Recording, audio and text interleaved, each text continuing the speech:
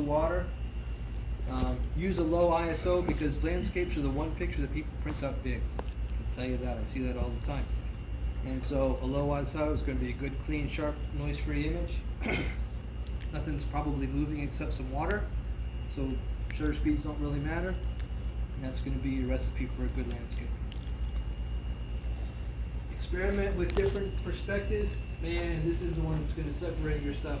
Get down low. Frame your picture with everything in it. I was working with someone the other day who wanted a wide angle lens, and I can tell you that when it comes to landscapes and wide angle lenses, I've never shot them from up here.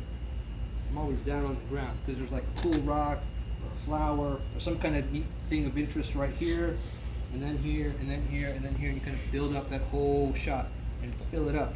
None of this air space in the middle from 5 feet. So getting down low is going to really improve your landscape stuff. Filling up the frame the whole way. The bottom one is the one that makes people cry. Early and late. We're doing an astrophotography trip in a couple of weeks in November. It's going to be all day because we decided if you're going to come over and shoot all day, we might as well get some landscape stuff in. So we're going to start around sunset. We're going to go until like 4 a.m. though, because apparently that night, that's the best night for moonrise and stuff like that. So it's going to be a monster long day. Can't shoot the Milky Way at noon. I gotta do that. Good sunrises are at like 5 o'clock, which means you got to get up at 4.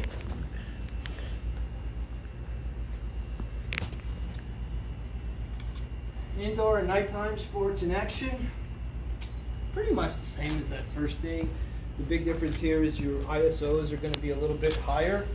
So this is where you're going to be off of the auto ISO, and you're going to be manually setting your ISO. In a lot of these recipes, you're not using the auto ISO, you're using manual ISO. You see where I'm telling you where to set it at.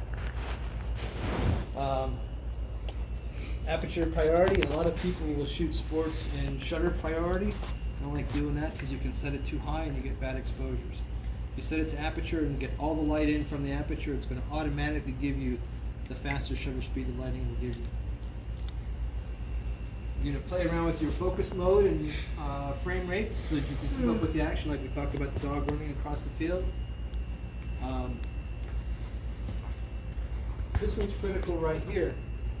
Going back to being where this is correct exposure, one of the big fails that we see a lot is indoor sports. And they're perfectly exposed, they look really good, but everything's blurry. Okay? Because the shutter speed wasn't fast enough. Think back to our waterfalls, right? I need to rewrite this slide because I don't agree with it anymore. 1/250th of a second will stop some action. It'll stop a cyclist. It'll stop a kindergartner running down the street. It won't stop Luke Kuechly. He's a little faster than a kindergartner. So that shutter speed number is going to change a little bit depending what you want to do and how fast a person you're shooting at. And also if you want to stop the action completely hard, or if you want a little bit of blur. I shoot this cycling event once a year, and I shoot a lot of the cyclists where the wheels are perfectly sharp. This guy looks like he's bouncing on his bike. Might be riding 20 miles an hour, but the wheels are sharp and everything's tight. So I like to shoot it with a little bit of blur, so the spokes will have a little bit of a blur to them. So you want to adjust that shutter speed a little bit. So the fastest is not always critical, but that number can vary a little bit. Portraits basically are the opposite of the landscape. Everything good for a landscape, do the opposite when you have a good portrait. And I would change this where it says use a 50 or an 85. I would say use the longest lens you have. 50 is almost too short. I like 85, 105, 130. I love the 18 to 400 for portraits at like 200 or 300. The background really gets creamy and soft. It looks awesome. There's some portrait examples. Man, that picture is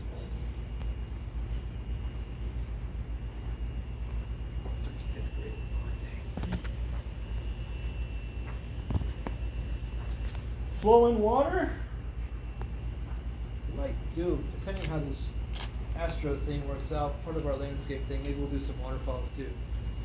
Long shutter speeds, basically, guys. That's the solution there, right? So you want a really long speed to blur out the water because you don't want You don't want super sharp waterfalls. Go and take a sharp waterfall one day at like a thousandth of a second, then take it like at a quarter second, and I'm pretty sure you're gonna like the quarter second better. That's that really soft and streamy kind of cotton candy liquid stuff. That's how you do it. So you get that. So that one there is about a quarter second? I think so, yeah. With the tripod? Always, yeah.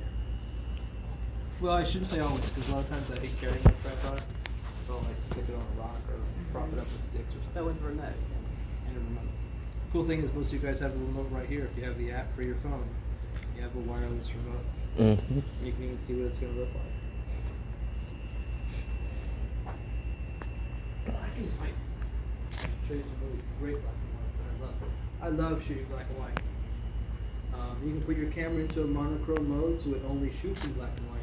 Now there's one thing that I shoot every year for about the last 3 years, and I decided at the very beginning I was going to shoot it in black and white. It's a comedy shot.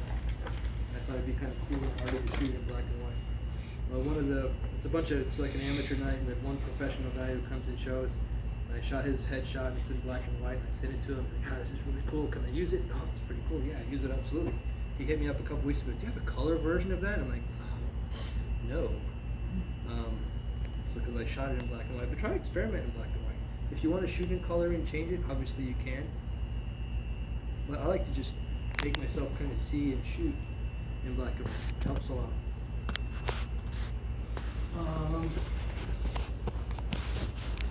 Alright, those are all the ways to find me if I'm not here at the store. You can use my cell phone number. Don't go nuts. I hope I wasn't bothering you too much. Good, man. Oh, Somebody okay. was texting me last night at 12:30. Good God. Definitely wasn't me. And I was up, so I answered. And at 1:30, I went to bed. And actually, it's funny because it's no one from a class. I don't even know how this guy got my phone number. But no, if it's up there, you're absolutely welcome to use it. I wouldn't put my cell phone number out there otherwise. I won't always answer it because I don't know who you are. Text me if you want to. Call me up, leave me a message. All right, and I got to put your name in because your number comes up, and I'm like, hold on. So I answered today. Yep. I don't always answer. I don't know who it is. But you're welcome to hit me up if you got questions or stuff like that. Always. Questions? I have a question. Hit me. So I'm looking around. It never hit me until now. What is the actual purpose of this? And It's for glare. so. Oh, yeah. Use it. Use it always. Always. It won't hurt. The only now. And I it protects took your lens too, right, I took Tony? the Like if you bump polarizing something. lens off, but Yeah. the day that I had this on and the I was like, Your fingers have to grow like 3 inches. yeah, it was Take a it off if pain. you're using your polarizer. Okay. Yeah. My thing is if you can use it. Let me back up. When I said use it, if you can use it, use it. It won't hurt. Okay. But yeah, if you Because have I to use a always leave it polarizer like and this. turn and adjust the polarizer, you can. Yeah, I kept You know? poking, Yeah. touching it, and then Yeah. making it dirty. But so it helps with glare. okay. It gives you something else to bonk into instead of your lens. Mhm. Walking through, True. Oh, yeah. dining room or something like that. Because I just saw a lot flip today, so I was like, No, see everybody Am scores. I- And yours will Yeah, I got score. mine flipped Yours will upside score down for right backwards. now. It'll But it's score on. backwards. Mm-hmm. yeah, okay. But either way, I mean, yeah, mine's always on. Cause I don't use a lot of filters unless I'm doing landscape stuff. So mine's always on, just like how yours is. So you don't like filters? Are you asking me as a photographer or a salesman? Exactly. No, Ching, ching. I will be honest. No, I don't. If you're gonna put a filter on, you should put the best filter on. A quick story: my very first professional photography gig was at a studio. I was just out of high school. We did a lot of high school photography, so it's pretty cool, man. I was going back to my high school as the professional, as the camera guy. And I go to work first day, and my boss goes, "Oh yeah, Nikons. Yeah, that's what we use. I have lots of lenses and stuff. Like, that's cool. Yeah, good. Let me see what else you got in your bag." And so he pulls out my lens and he unscrews this filter. He's very, very cool and really suave about it. And unscrews the filter and sets it down. So we're going to send you over to North Miami Beach tomorrow. Boom! Hits it with the hammer and smashes this thing with like the bits. What was a Kmart brand filter? When you're 11th grade, man, that's the best you can do is a Kmart brand filter. He goes, now you're a Nikon shooter. Man, I remember that like it was yesterday. So unless you're gonna put the best filter on it, yeah, my advice is don't put a filter on it. Best filters are expensive, but they don't Yeah. scratch. Like with ours, if you scratch them or break them, if you buy the good ones, we'll give you a new one, we'll replace them. But in most cases, the front of that lens is a lot harder than what you really give it credit for. You can pretty much abuse it without a lot of damage. One of my associates many years ago, I stabbed the front of a dead lens with some keys. And he was just going ballistic that I had ruined the lens, and it was perfectly untouched. So So filter's the one you cover your lens with. they go in the front so you can shoot through them. Oh. Now, if I'm going to go to the beach and I'm going to shoot some stuff on the beach, I'm absolutely going to put a filter on it because I don't want all that salt and sand and stuff blowing onto my lens. So I will put a filter on it for that. But if you're going to come shoot your kid's birthday party, there's nothing there that's going to hurt the front of your lens. So, yes and no is the answer to that. And shouldn't we be careful too, Tony, like when we changing our lenses outside and it's windy and dusty? That's an excellent question. I always hold mine down with just so I don't want nothing to fly in there. So, yeah, if you're going to change lenses, turn the camera off. The lens that you're going to put on, take the cap off, the back cap off already.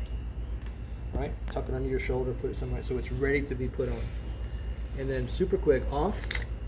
While your camera's facing down, put this lens away. Don't worry about capping this off right now because nothing's going to happen to it. Put it in your bag, put that new lens on right away. The key is that the opening right here, this is where dust and grunge gets inside your camera, which is bad, obviously. So you want it upside down, and you want it open for as short a time as you can. So if you can just go off, on, you're good to go. When you got the all-in-one, do you have any other lenses or just that one? No, I have others. Yeah, but when you're using that all-in-one, it's one of the pluses with that. You're not changing lenses nearly as often. But you want to do it quickly. You don't want to kind of dawdle and then think about, set it over here, and that's bad. And turning it off is a plus when you do that too. Personal note, a little tiny commercial blurb. In addition to doing this stuff, I do workshops and other things too. Two things. I am taking a group to Cuba in January. If anybody is interested, Wow. I'll be happy to talk to you about that later on. Please I do. finalized it last night at midnight. I only have 6 spots left. It's a pretty cool adventure. Also, October the 5th, this is a free shooting. Did you sign up for this? Sonoda? Yeah. Did I see your name sign Yes. up already? Awesome. October the 5th, a guy named Scott Kelby, who I think is the world's greatest photo instructor, even better than me. No. Oh, brother. You've No. never been to his workshop. He's the only guy I've ever gone to, that I've ever paid to go to a class for. Scott is a tremendous instructor. He sponsors a thing called the Worldwide Photo Walk. It's every year on the first Saturday of October. It's October the 5th this year. Oh, shucks. Gonna Now, be getting on the ship that it's- day in Italy. It's worldwide. No joke. There may be one where you're going. Okay. All right, right now I think there are about 1,200 walks in process. Wow. It's a really cool event. It's kind of, this is the second year that I've been the Charlotte organizer for it. We're going to do a no-doubt photo walk, 2 hours. Show up, shoot pictures for 2 hours. You go home. There's some contests. There's some killer prizes that go along with it. It's absolutely free. I don't get paid for it. I just do it because it was really awesome the first time I did it, and I signed up again. But yeah, it is worldwide. I mentioned to someone last year, like, oh, I'm going to be on vacation. And there happened to be a photo walk where they were going, so they signed up. I forget where it was. I'll say it was wrong, but I don't think it was. But yeah, go to the Worldwide Photo Walk where you're at if there's one. It'd be kind of Okay. fun. I can look it up online. Go to Worldwide Photo Walk and search Charlotte Noda, and you'll be there and you can sign up. There's only about 10 or 15 spots left. I'm amazed. The reaction to it this year has been really, really strong. So it's pretty cool. You guys are welcome to come to that. Saturday, if you're not doing anything, I would love a Bojangles biscuit. You can keep the pimento cheese. The mobile class, I'm kind of excited about it because I think it's going to be another kind of myth-busting class. Hopefully open up some eyes about how powerful this really is and all the different stuff it can do for you. On your chairs when you came in, there were some class schedules for the next couple of weeks. A bunch of stuff going on.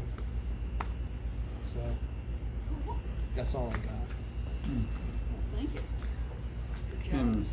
guess, can you figure out if, that's to say, I've never really used the phone. I've never really used it. How's it tore up already?